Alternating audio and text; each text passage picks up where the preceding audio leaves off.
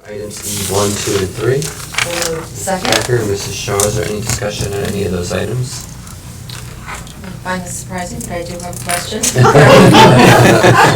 regarding E1. And this is in that personnel agenda. There were several instances of hours/full-time employee changes mentioned, and I don't believe I've ever seen that. Mr. Curio? Mine. Okay, well, now I don't know where I can get Have to that. borrow Dr. Ogden's glasses. We're really economizing around here. Okay. Oh, okay. Mine's- The yeah, first you see where page. I'm talking about? Sure. I can So explain. it says hours/FTE Yeah. change, and there's, Mhm. you know, this appears a couple of different times in the When agenda. it- Feeling good. When an employee is already working in the district and they have a change in hours or change in position, you know, we ask you to board approve it, of course, it's your appointment. So if we're looking at the third employee on the first page, we have an art teacher who was a part-time art teacher, it was hired in September, and now we have an art teacher retiring in January. So this part-time person will go to full-time. So all you're approving is as an hours change, so she's going from part-time to full-time. See. Let's see. And the But person typically, we wouldn't have someone who was already a full-time employee No. being changing reduced. hours or. No, not unless there was like an extreme reduction in student numbers or student need, for example. Just like, for example, underneath, we had a part-time preschool teacher. We had budgeted for full-time, but we had at the time enough 3-year-olds for a part-time, for just to fill half the day, because they go for a half day. We have had a sharp increase in the number of children turning 3 in our town who need preschool. So this person will now be a full-time teacher, teaching 2 sections of preschool. So anyone that we see listed on this particular agenda that has an hour change is going from a part-time employee to a full-time. Right, and the best indicator is the salary, because it's prorated to Right. full-time, whereas when you approved it the last time, it was cut in half. I'm sorry, but I didn't remember. No, that's okay, just to, like, That they were part-time Yeah. before. good, okay. Thank you. So much.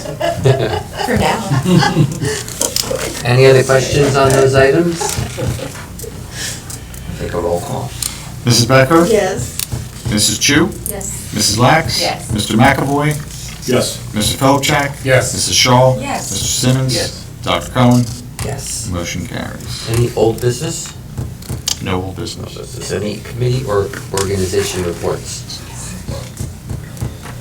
None? Then we move on to the good of the cause. Mr. Centuri. Good evening. First and foremost, I'd like to confirm what Mr. Crotchfeld said earlier, or mentioned earlier, about better offerings at the high school with lunch and better opportunities for nutrition. So over the past few years, like going through the school system, I've seen it all. I've seen the most nutritious food, and I've seen some food that wasn't as good for you. And over, in comparison to last year, I've definitely seen people are more happy this year.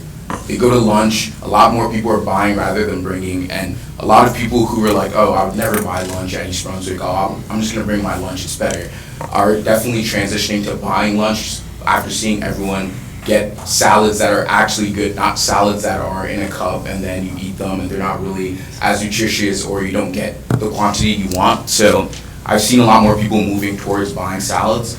And the last meeting I was present at, I mentioned a JA Heroes program that I was implementing at Lawrenceburg. So basically, over this past month, FBLA went down to Lawrenceburg and we taught the students at Lawrenceburg basic financial skills. So in first grade, we taught them how to save in their piggy banks, and up to 5th grade, we taught them how to become better entrepreneurs, how to go out and really appreciate the small businesses in their town. And it was a huge success. We just got a whole bunch of thank you letters from students, teachers, and administrators at the building. They definitely want us to come back in future years, and we're trying to go to Central, Memorial, Chittick, and all the other elementary schools over the next couple months.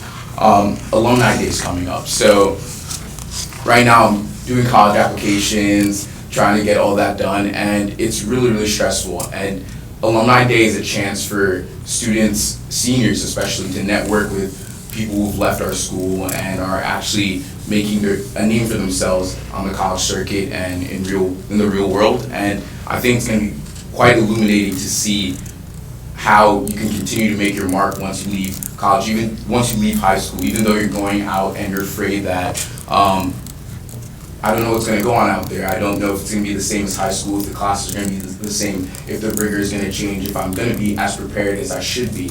And it's going to be a chance for seniors to really talk to alumni on a one-to-one basis. Over this past week, Dr. Vanilla sat down with vice presidents and presidents from every single class to talk about enhancing the school climate. So from that meeting, they decided to have a battle of the classes. So the battle of the classes will be, this is all tentative, by the way, but the battle of the classes will be set the day after midterms, and basically it'll just be a whole bunch of events where like tug of war between different classes, just friendly competition. And there's going to be a night event, which is going to be a student faculty basketball game, and it's just going to be a good time. Everyone's going to come and see, like, I know one of our basketball players who's a faculty member, Mr. Elias. I always see him playing in the morning, so a lot of people are excited to come see him play. And yesterday we had our orchestra concert and our chorus concert, and it was a big success. Orchestra played extremely well, and it's really indicative of how good our arts program is here. I know Mr. Toad and all the music teachers put in so much work into making sure that the band and the orchestra always put up the best performance when they get on the stage.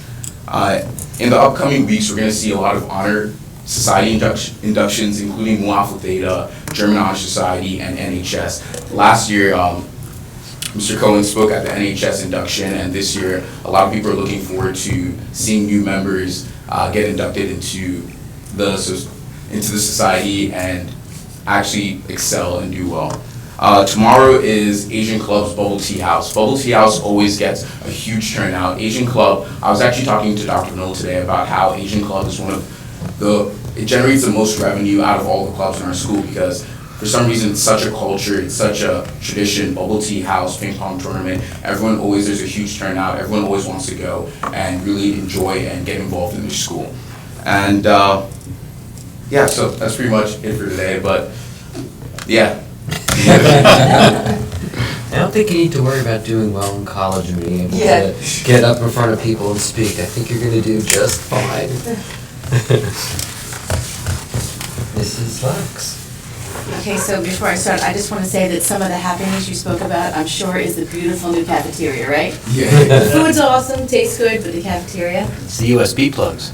Yes. good to see you, Yes. And the cool seating, I didn't have that when I was there. So I just wanted to make a quick comment.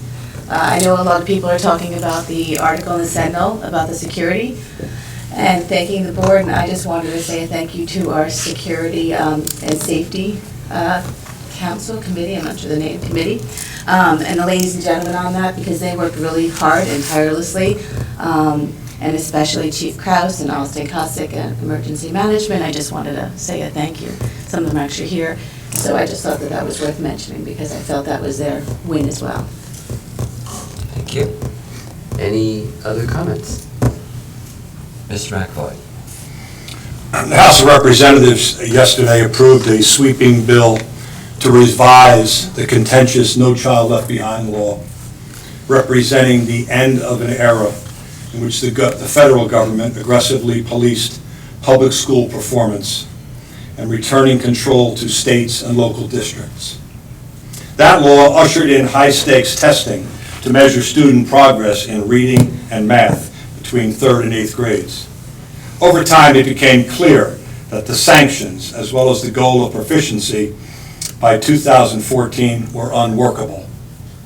The overhaul, passed by the House yesterday by a vote of 359 to 64, jettisons no child's prescribed goals and punishments, allows states and school districts to set their own goals and to decide how to rate schools and what to do with those who underperform.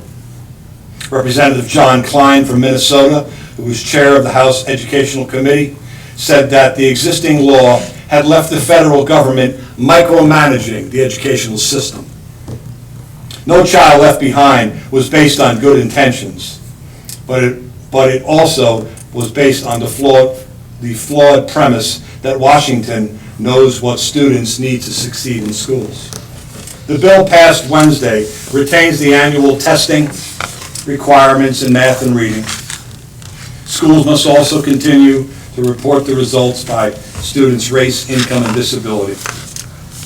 No Child officially expired in 2007, as virtually every school in the country came to be labeled failing, subject to sanctions, and Congress repeatedly tried to revise the law, but lawmakers could not agree on a revision. For the last 3 years, the federal government has given waivers from the most challenging conditions, including that every child in a school must be deemed proficient in reading and math by 2014.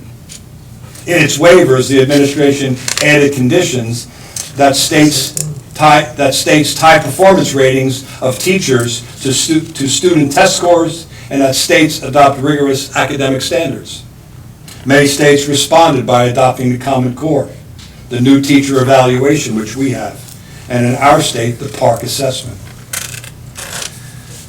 Senator Lamar Alexander from Tennessee, who was chair of the Educational Committee, said the bill would usher in a new period of experimentation in schools as communities are released from federal control. Basically, we're back to an era that encourages local and state innovation rather than Washington telling us what to do.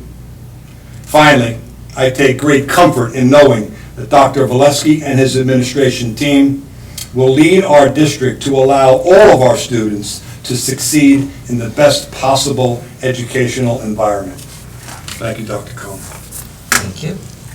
Well said. Any other comments, my friends?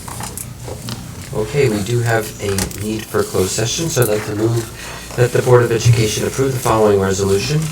Whereas the Board of Education must discuss matters which are not appropriate for discussion in a public meeting, and whereas these subjects are within the exceptions of the Open Public Meetings Act and are permitted to be discussed in closed session pursuant to NJSA 10.412B, and pursuant to NJ 10.412B subsection 7, any pending or anticipated litigation or contract negotiation other than subsection 4 NJSA 10.412 in which a public body is or may become party, any matters falling within the attorney-client privilege to the extent that confidentiality is required in order for the attorney to exercise his ethical duties as a lawyer. The nature of the matter described as specifically as possible without undermining the need for confidentiality is the Wallace Brothers, Inc. In addition, pursuant to NJSA 10.412 subsection 8, any matter involving the appointment, termination of employment, terms and conditions of employment, evaluation of the performance of, promotion, or discipline of any specific prospective officer, prospective public body or employee, or current public officer or employee employed or appointed by the public body, unless all individual employees or appointees whose rights could be adversely affected, request in writing so that such matters be discussed at a public meeting. The nature of the matter described as specifically as possible without undermining the need for confidentiality is employee number 23609. Whereas the length of the closed session is estimated to be 30 minutes, after which the public meeting of the board shall reconvene and immediately adjourn. Now therefore be it resolved that the East Brunswick Board of Education will recess into closed session for only the aforesaid subjects, and be it further resolved that the East Brunswick Board of Education hereby declares that discussion of the aforesaid subjects will be made public at a time when the public's interest in disclosure is greater than any privacy or governmental interest being protected from disclosure in accordance with the Open Public Meetings Act. Second, Mrs. Shaw. All those in favor? Opposed or abstentions? Good evening, everybody. Thank you.